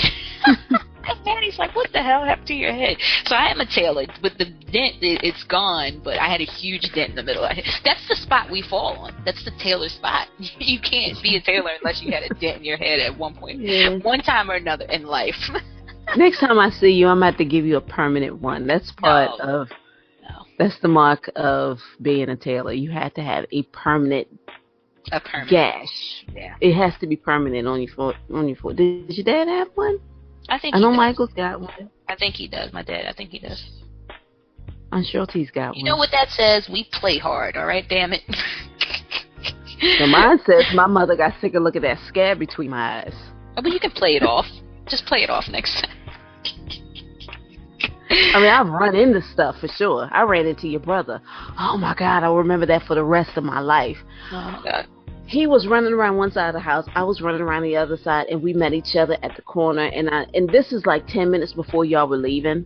And I had this knot on my head the size of a fucking goose egg because I ran into your brother's head. Amon has the biggest head of every child we have in the family. Between him and Chanel, oh my God, they got some humongous heads. Yeah, I'm surprised. And this is at a time where they didn't check for concussions. Like, seriously? Probably should have. That's probably why I'm not right now. Nobody ever checked. They didn't check for concussions in the 80s. Oh God, the 80s was a glorious time. Oh yeah, you could halfway die and nobody would say anything. Nope. You made a Teflon back then. Now, oh my gosh, you smack yourself in the forehead too hard. They're like, oh my God, wait, look at me. Make sure your eyes are straight. Open your eyes. What's your name? I'm fine. I'm fine. All I did was just smack my... No. Just stay still. Don't go to sleep. You can't go to sleep for the next 6 hours. Do you understand? I ran into my husband's brickhead, my cousin's brickhead at the age of 6, and I'm fine. Yeah. They're not making children less durable, are they? They might be, because these kids nowadays, I mean, I don't know. I know Bree got a knot on her head. Boy, she freaked out. Oh, you know what? Maybe never mind. You know what? In our genes, we just all have kind of like the big head thing. Because I remember Kayla, Amon's oldest, that girl hit her head so many damn times. I mean, it wasn't funny. I'm so surprised she's normal. All right, anyway, next topic. Oh, God. I think that's it. I love my It's in the genes, y'all. It's in the genes. It's in the genes. We survive a great deal. Like my daughter, they done popped her head. She popped her head. My son popped his head. That's what we do. So we hit our heads. Yep, that's right. That's why we ain't right. That's why we ain't right. That's a family motto. We ain't right. Oh, God. My grandfather punched a cow in the forehead once. Sheesh. I heard the story. God rest his soul. He told it to me a few times, and then it was confirmed. And I'm like, what? Took them to see something. Like, there was some sort of fair or park or something. And our granddaddy, well, you remember, he's a big guy. Very alpha male. Manly man, the manly man type. Yes, very alpha male. He was in both the Navy and the Army. He had made it through the Korean War, so punching a cow between the eyes just seemed to be the right thing. What he does for breakfast, you know? This is how he starts his day. He can give a damn. And he dropped that thing too. Mm-hmm. They had to leave. And that happens to us a lot, too. If you're a tailor, you must be escorted out of at least one establishment in your life. Yeah, he rolled out on his own. It was time to move on before anybody noticed why the cow's sleeping. You see, when our show starts getting like this, you know the Toddies have kicked all the way in. Oh, God. That was a great story. He told me this. I'm like, shut up. No, you didn't. Oh, yeah, we need a new television. What? I need a new television. Why? What happened? Not too long ago, I posted a picture of my TV during an Obama interview. And he was looking like that character from Mastermind. His head was all... He looked like Hey Arnold because the picture tube is so distorted. Our president had a football head. Oh, no. And at the very top of the screen, it looked like blinds, like these lines across the top of the screen. Well, now everything is wavy. Everybody's doing the hula on my television. It's time for a new television. So if you would like to donate. Oh, that was the one thing. Speaking of donate. Last thing, and then we're done. Yeah. So there's a letter that I've seen a couple of places. Some church that's sending a tithe delinquency letter. Ooh. If you ain't paying your tithes, they gonna send you a letter and let you know you ain't coming back to church until you get caught up on your money owed to the Lord. That is some ignorant shit there. I'm sorry. Now, and I understand that churches depend on donations. Mm-hmm. I've been members of small churches, and everybody's donation literally counted to keep the lights on, to pay the monthly rent, to be able to get the grape juice for communion Sunday. Like, these things need to be taken care of. And so tithe and offering and donating to your church has its place. Yeah. However, when you start going all Capital One on folks and decide that you want to send letters to tell them that you're delinquent, and if you want to continue membership at this church, you need to not even say, hey, when you come back can you start paying again, but you need to get caught up if you want your seat, if you want to keep your pew warm. Yeah, that's not right.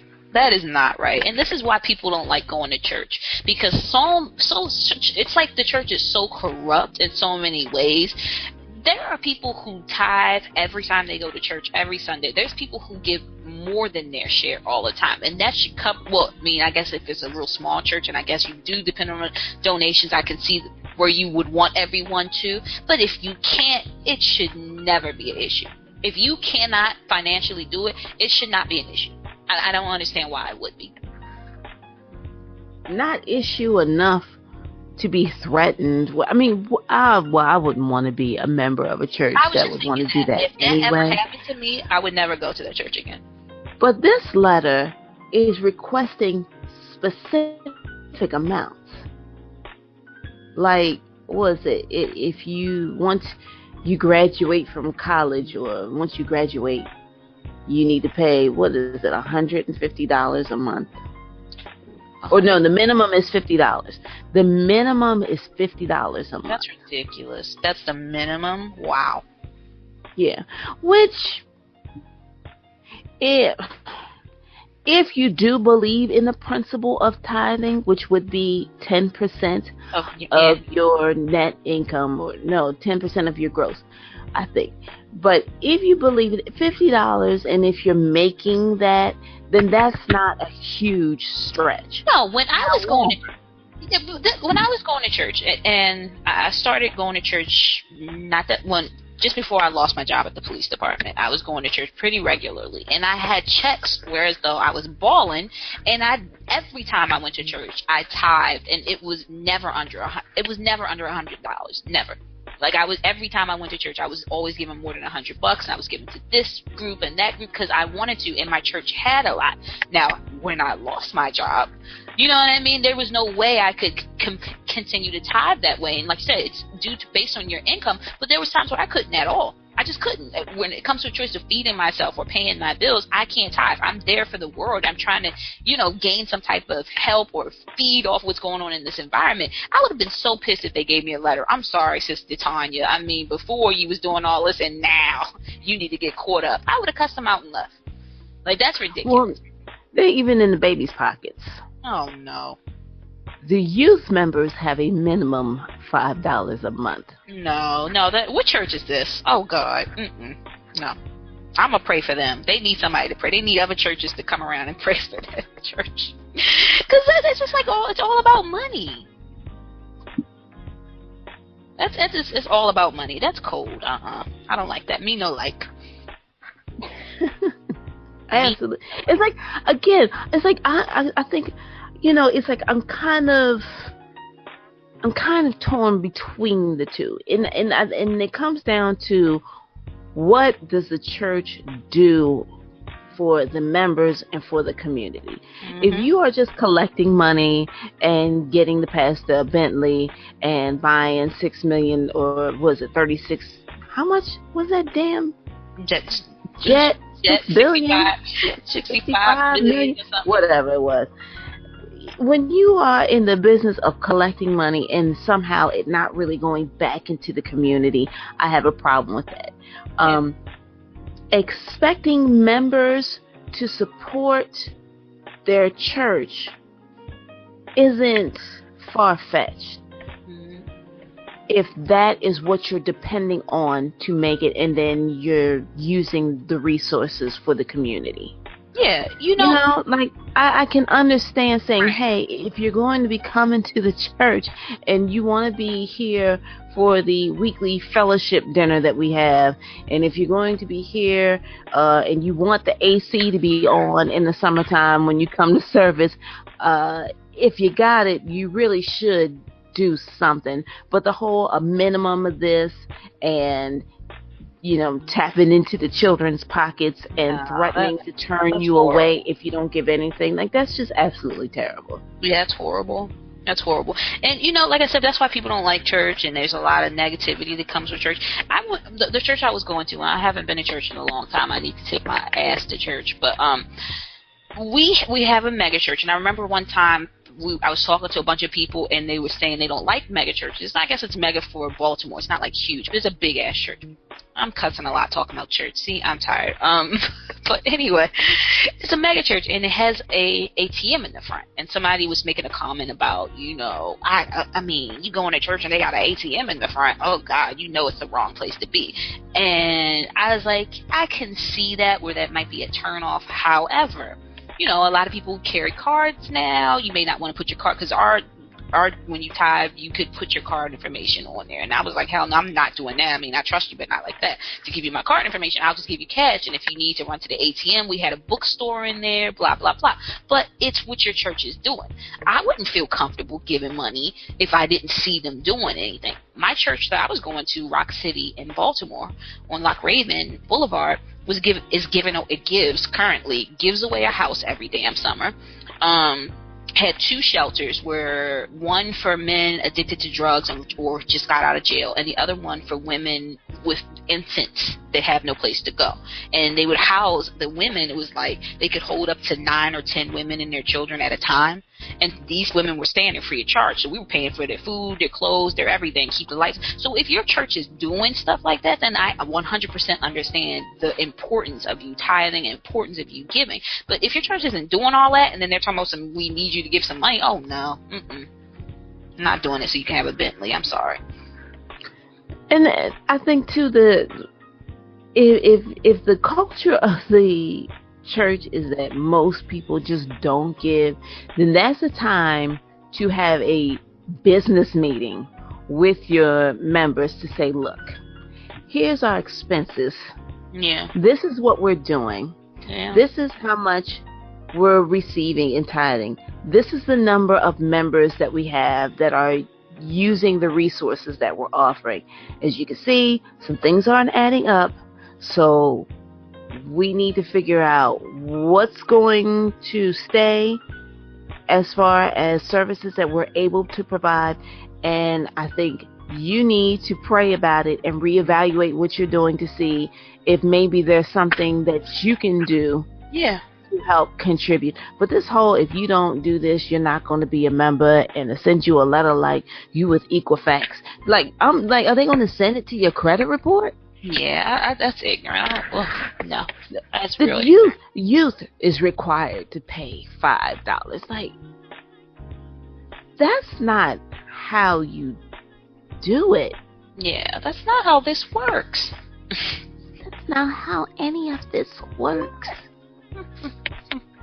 So, Pastor Pimp, wherever you are doing that with the letter, they said that if you're having hardships, to please let them know, and they will extend it by 90 days. Oh, wow. Thank you so much for that.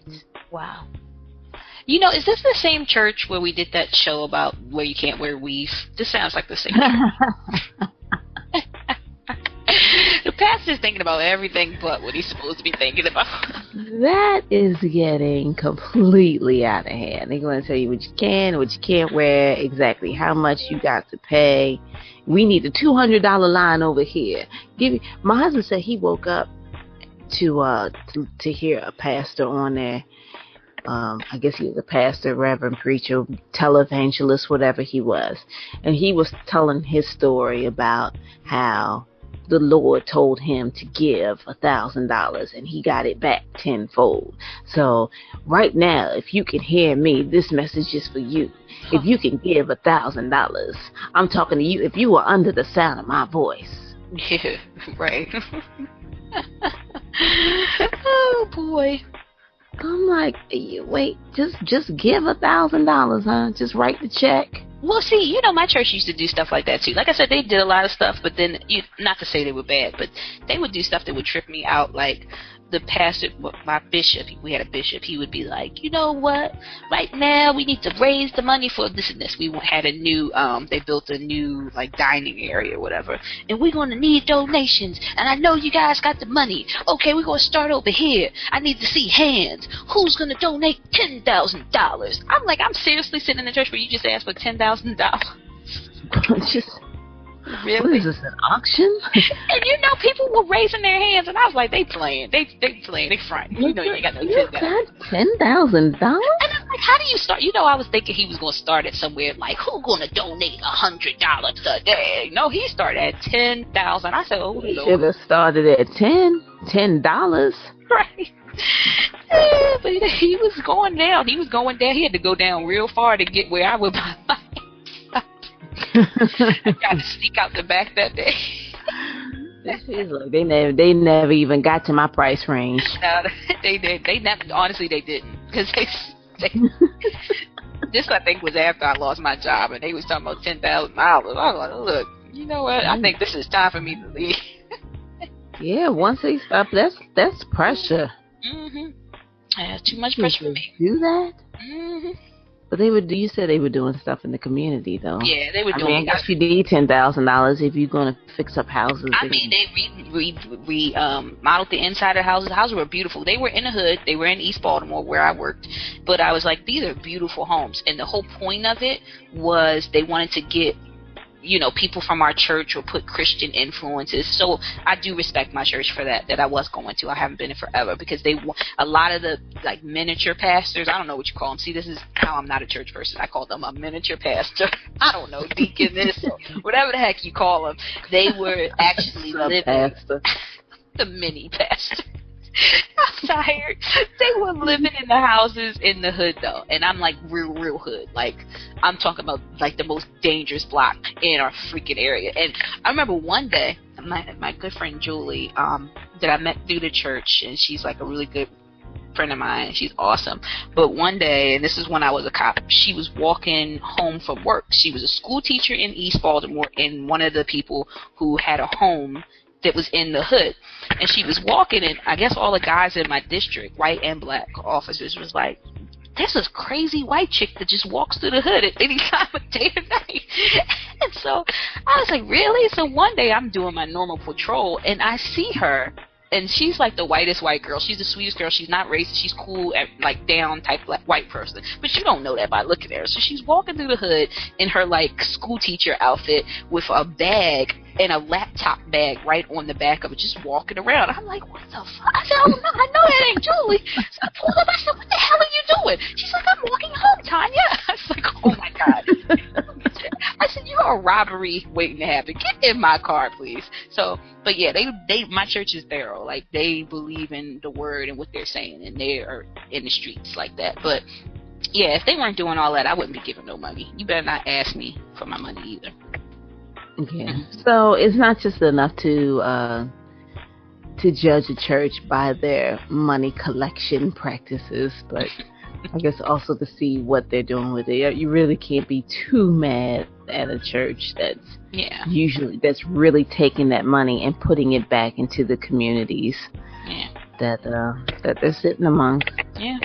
Now, Pastor riding around in a Bentley in a zoot suit. You got that naming. Got that fresh Concoline. You know, Manny one day ran into Jamal Bryant, and he had I think he actually had a Bentley. And you know, Manny works in the hood too, so he's like, was outside and he saw this, going into Royal Farms, and he saw the Bentley and was like, damn, that's odd to be a Bentley parked in the hood like this. It was fresh.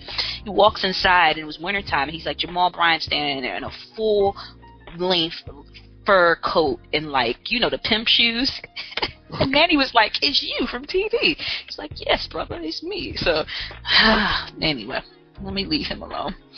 That damn Jamal Bryant. Showtime Jamal Bryant. But if you're doing the right thing, that's what I call his ass, Showtime. That's what you call him. All right, I'm sorry. Well, this has been an interesting episode of Just Thinking Out Loud, a podcast where we just talked about all kinds of bullshit today. We started out talking about 50 Cent? What did we start off with? Madonna's crazy, yes. Some other stuff. And now we're talking about donating to the church. Yeah, you got a little bit of everything, people. That's how we do. Didn't you? Didn't you?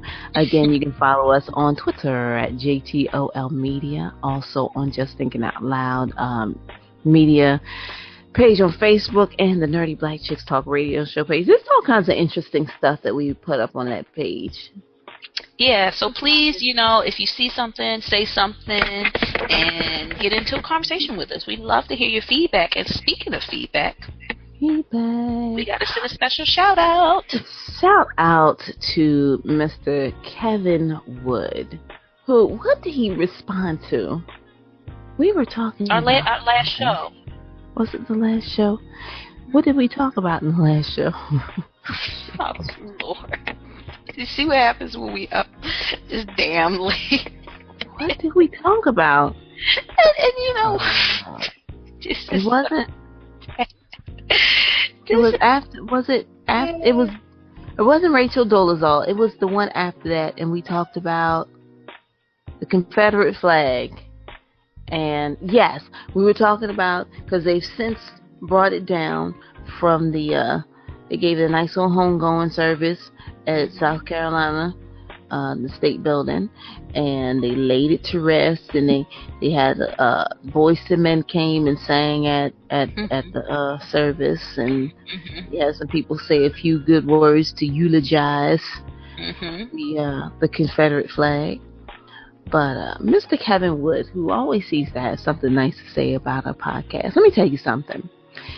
Them breaks when you don't see a podcast from us because things are going on and things happen, and we enjoy doing it. But when someone has something to say in response, whether you agree with us or not, whether you find that you have a different perspective because we came at whatever topic from a different angle, that makes our day. To know that not only are we being heard, but that there are people who are listening and are willing to have a dialogue with us about these things. And we may not always be right, and that's fine. But Mr. Kevin Wood's been a loyal listener, an awesome listener, a great fan. We appreciate you. We want to make sure that we give you that. We want to honor you right now in your respective place. In your respective place. What the hell? Wherever you is right now. Wherever it is. We seriously want to thank you for listening and actually giving thoughtful feedback. You know what I mean? Because sometimes you feel like, well, can anybody hear us? Do you actually hear, are you listening to what we're talking about? Do you give thought? And for you to actually take the time to give us a reply and talk to us about your feedback, it means so much to us. So thank you. Yes, and also too, I want to thank again Michael Wright and his lovely wife Kimberly Nicole, who had me on for the Something in Common podcast. Awesome podcast. I love podcasts that are hosted by couples. Yeah, because they always have that cute kind of dynamic. They're going back and forth or whatever. Aww. But he's always commenting on something on the Nerdy Black Chicks Talk radio show page, giving us feedback. Marquetta Burrell. Man, you know what? It's like I almost want to run a list of names that are always popping up and saying something. I want to make sure I pronounce it right. Gina, Jyna. I'm always seeing her name popping up. Always on our Facebook. Yeah, on our page. And there's been some new, you know what, we're gonna have to do a shout out show. And just thanks for the feedback show, because we do appreciate it. It makes our show better. Believe it or not, we do look for you guys, and we desperately want to hear from you, because it tells us how we should do the next show. So we're trying to improve. Oh gosh, she said desperately. I'm not too proud to beg. I'm like, who's the? Yeah. I'm TLC. I don't mind begging for feedback, because it helps. And if you guys can help sisters out by giving your feedback, giving us even if you disagree with it, because there's one guy on there, I think Michael, I want to say Michael, but I'm not sure, Flood, or he always disagree with my points. Every point I made, he always disagree with it, but still, it makes you think, and that's what we. He's awesome, though. He's awesome, and it's good because it makes you think. You can't have someone agree with everything, so thank you. So I'm looking right now, and please go to the Nerdy Black Chicks Talk radio show page. And I didn't know, wait a second, you posted something on here about this Michelle and Barack movie? Yeah, I didn't even know that was a thing. But my girl, what's her name, Tika Sumter, who plays in what's that what the heck is this? Haves and the Have-Nots. That girl is bad. She was in Get On Up, the James Brown movie. I love her. She's amazing. She has a great body. She's playing Michelle. And some guy, I don't know who he is playing Barack. He's cute too. So I'm gonna have to watch that. Oh, before we go off, guys, girls, Chocolate City is on demand. I'm about to watch it right now too. And let me tell you, it is very cheesy, but you will be glad you watched it. Trust me. I want to get my ones. And then, what's his name? Because everyone's in it. Ja Reed, the guy who played Spawn, he's always in those action movies. He's in it. What's his name? The male model. Tyson Beckford's in it. He plays. I don't want to give you the characters if you're gonna watch it. He's in it. Genuine's in it with his silky self. And the star. Did he get himself together? Wait a second. Yeah. Genuine was acting kind of weird in there. It was him and Tyrese and Tank. TTG, GTT. What was the name of it? 3LT or something. 3LT. Goodness gracious. God. Where did L come from? I don't know what I'm talking about. You want to add it? 3LT. You know what I mean, y'all. You know what I mean. Yeah, that group with all the guys in it. So, but yeah, Beckford was in it. Genuine I think he had a body double, because I've seen him in person. I don't know if he got abs. Does he have abs like that? Yeah, he did. Never mind. But the star of the show, the star, the little, because honestly, all the stripper movies, and I'm sorry we went from church to closing to me bringing up a stripper movie, but I'm sorry, it's just in my head right now.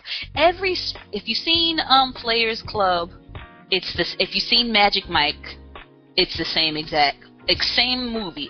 You put Diamond and you just make in Magic Mike, change Diamond into a white guy. If you put it in Chocolate City, change Diamond into a black guy. Same story. Same exact story. I gotta strip my way through college. Oh, God. Okay. Alright, that was it, guys. Me and my mom are going to go see Magic Mike. Oh, we went to see it when it first came out. Mm-hmm. That was fun. Oh, it wasn't? I went with my girlfriend opening day at 11 o'clock in the morning. That theater was packed. And it was funny because I didn't have any money at the time. And I asked Manny, I said, Manny, can I go to the movies to see Magic Mike? And he just looked at me. So he gave me the money in ones. He said, here's your stripper movie money. Here. I love my it was well worth it. Girl, let me tell you. So, yeah, see Chocolate City, guys. It's on demand. It's free now. I don't know how I feel about that, though. What? Well, okay, so Magic Mike, a bunch of white strippers, including Matthew McConaughey, who's about 138 years old. Mm-hmm. And so you go to the movies and you pay to see these, quite attractive white guys on the stage. But then Chocolate City, on demand on BET. Like, that's just... It makes me feel some kind of way. It does make me feel some type of way, too. And, that's why I wanted to see Chocolate City. It first came on demand, and you had to pay $5.99. And I was going to pay the $5.99. But my future mother-in-law was in town for a week. And so I wasn't about to watch no Chocolate City with her. So, anyway, I never thought about it again. And then I was on BET tonight on demand looking for the game. And I was like, wait a minute, Chocolate City, and it's free? But I will say this. It is cheesy. So when you see it, don't be surprised and be like, this is kind of cheesy. D-Ray's in it, the comedian, but it is kind of cheesy, but it's good. And it's going to be a part 2, I think, the way it ended. Like Magic Mike had a sequel. Oh, and they were down in Magic Mike in it, too. They were like, you see, Magic Mike, they stole it from us. Who do you think is the originators of stripping? I said, oh, Lord. I love this movie. It's the good kind of cheesy. I went to strip night at Choices. Oh, you Ladies' night. Oh, I used to go there all the time. Yeah. Did you see Teddy Bear? Yeah, I seen Teddy Bear. Did you see Chocolate Thunder? That was my boy. I saw when I went, it was the Rough Riders. Yeah. Okay, I was going. That was back in the day. I'm telling you, I used to go. Yeah, that was back in the day. Yeah, well, Teddy Bear sent me to the bar. I had to go to the bar after that. Jeez, but Choices is like it was fun. It's a raunchy strip club, but I used to go to strip clubs a lot. He was 400 pounds though.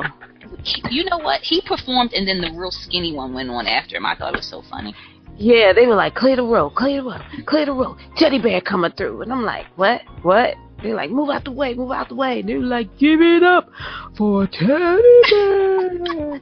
He's really a teddy bear. He really was a teddy bear. He come parlaying through the crowd and got up on stage with his fishnet sweater.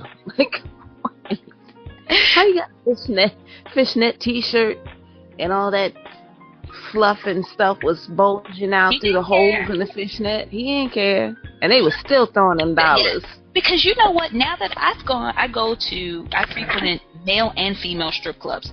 And men do not have to do what women have to do in strip clubs. All the men have to really do is kind of have like a storyline. You're the cowboy. You know what I mean? Like, it's not like you're doing a whole bunch of shit. You're not on a pole. You're just shaking, doing a little bit of something here and there. But women, oh my God, you gotta climb poles, you gotta have a cute outfit, you gotta show your twat once in a while, who knows? But men, you really don't have to do much. Did you say twat on our podcast? I'm sorry. But men, you can be a 400-pound stripper. How old are you? I'm tired. That's my word. What's wrong with twat? What is wrong with twat? Okay, guys. We were trying to end this. I don't know why this happened. Okay, my bad. So I'm going to stop there because I did say twat on our podcast. Yeah, that pretty much ended the show. Okay, yeah, I'm sorry. All right, we're going to end on that note. No, we're not. We can't end on that one. That's a terrible thing to do. Oh, my God. Is that an anti-feminist word? Can you say that? Well, I'm sorry. Please, feminists, don't attack me. Is that offensive to cooters all over the world? Can we say cooter? Sometimes it's a twat, I'm just saying. Who came up with that word? I like twat. It's better than, like, saying, I'm not going to go on a list of what it's better than. All right, we need to stop. This conversation is taking a turn for the worse.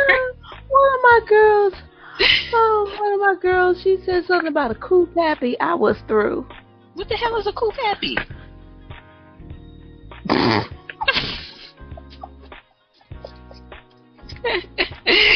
Oh, God. My bad.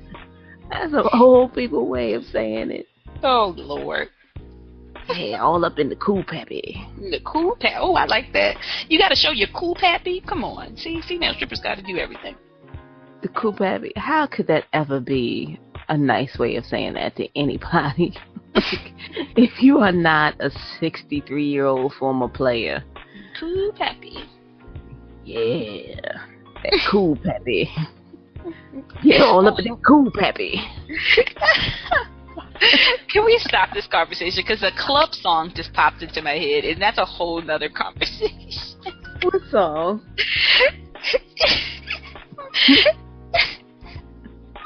Oh, God. I don't want to know. What song is it? What song is it? Girl, you know you got the bomb in cock. Put your hands in the air. But you know how to work that cock. Put your hands in the air. So Baltimore people, would think cock is pussy. But cock is dick. And I remember a friend of mine when I was in the police department saying, the girl, she had the bomb cock. And the guys looked at him like, what? And he was like, the bomb cock, like the song, I was like, oh, God. That's not how this works. It's not how any of this works. Oh, man. All right, yeah. You bomb. What? Now I gotta go on there. Are you the bomb? What? Excuse me? Didn't blow up. Okay, wait. Okay, so we.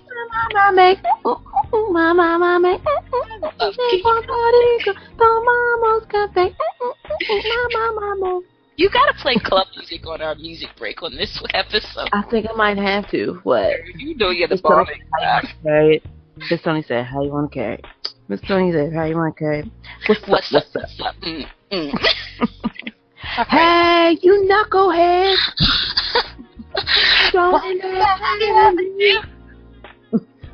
You must drink the real big through. Downtown, Northern P Park Heights, R&G, Flag House. Okay, I'm gonna stop. Murphy, Holmes, EA, Greenmount, Barkley, Emerson, and Pulaski. Okay, I'm stopping. That's it. I'm done. We gotta end this now before we have a whole... We done ripped everybody. Before we have a whole new show. EA. Woo! Get up. Out my way, bitch. Out my way, bitch. Out my way, bitch. Don't you see him trying to get through? Lord. Oh, God, I love my city, man. Oh, man. What's the other one? What's like, who that is? Who that is? That's just my baby daddy. Who that is? That's just my baby daddy.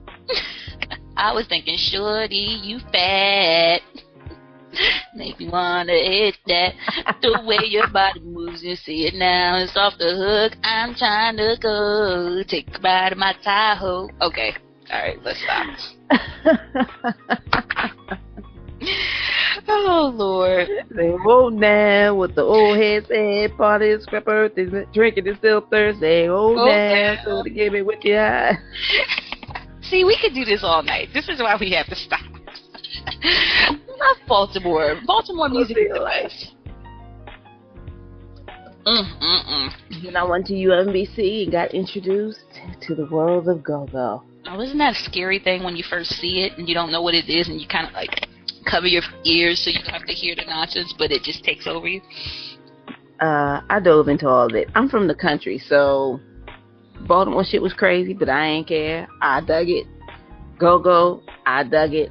I ain't care. It was better than listening to bluegrass. I mean, we don't listen to bluegrass. This is really... Let me stop fucking with my little town. Mayberry is really not that bad. We do not listen to bluegrass. Now, see, we took it all the way from strippers to bluegrass. We gotta go. You can't let us. This is what happens after Hot Toddies and Bullshit, because we can wander all night. You guys gonna be listening to us talk about some random shit forever. I know. Oh, Lord. Okay.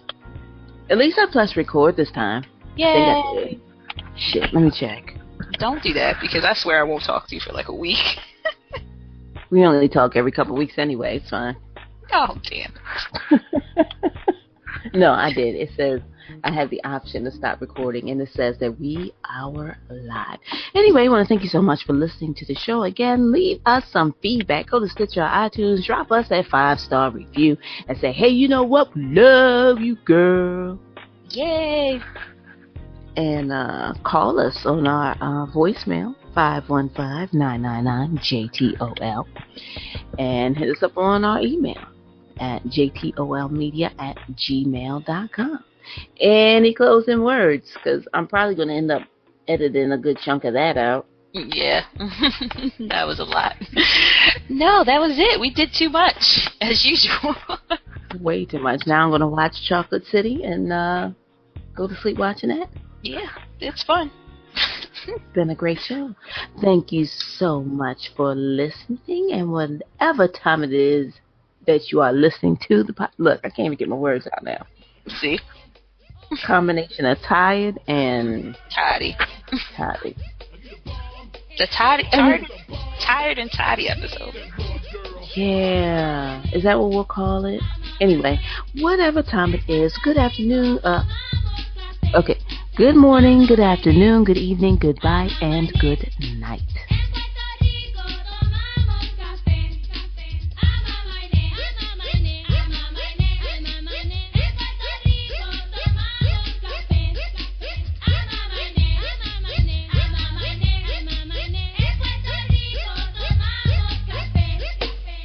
Are you the bomb? What? Are you the bomb? Excuse me? Are you the bomb? Oh, yeah. Then blow up, girl. Blow up, girl. Are you the bomb? What? Are you the bomb? Excuse me? Are you the bomb? Oh, yeah. Then blow up, girl. Blow up, girl. Wait, come up. You're looking good. What? This is my Paula Deen impersonation. You know what? All right. Oh, that was fun. You're going to have so much fun editing that. I am Lucy Ricardo. And I had my son dress up and put on brown makeup. It's not racist. Cubans look like that. Oh, God. You stupid. I'm Paula Deen, and I'm not racist. Oh, God. We should have talked about that, too. I'm just a bigot. Girl, I'm not dealing with your ass. I'm going to now bed. Now go over there and make me. Go ahead. Go on, rock them cornrows, Kylie Jenner. It's okay.